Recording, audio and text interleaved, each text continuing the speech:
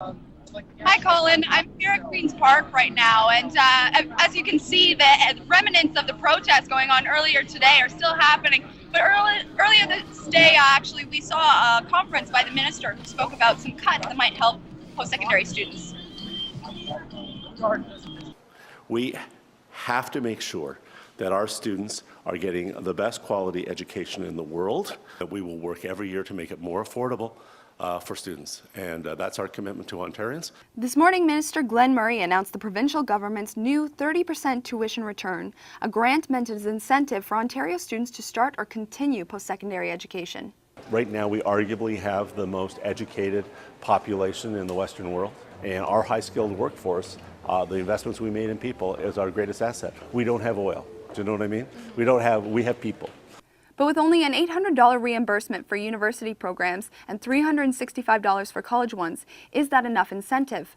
Just to apply for university costs an average of $350, and some students are saying the reimbursement is not enough.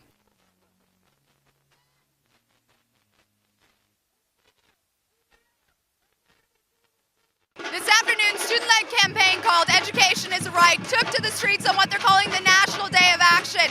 Students in over 18 cities nationwide marched to draw attention to the demand for public post-secondary education. In the elections, the Liberal Party made it clear that they were going to reduce tuition fees by 30% for all.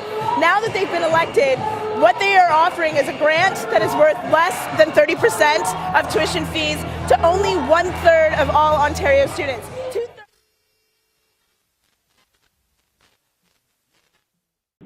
All right, so what you just saw there, Colin, were actually images of the protests earlier today. It was by a student-led campaign called Education is a Right, and the campaign was based around today, February 1st, National Day of Action, in which students brought awareness to the demands that public post-secondary education should be a right.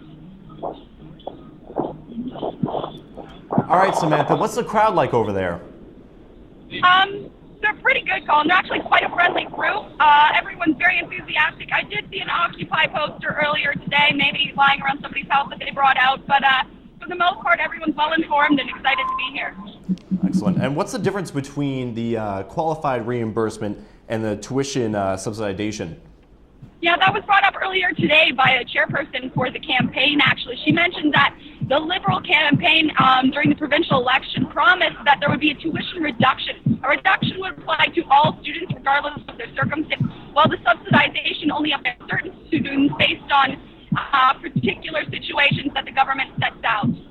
All right, and who is qualified for this 30%? The 30% only applies to full-time students, ones that have left high school within the last 4 years. OSAP students have their information automatically submitted, while non-OSAP students have to go online to submit their information for the reimbursement. All right, excellent. Thank you very much, Samantha. Thanks, Colin.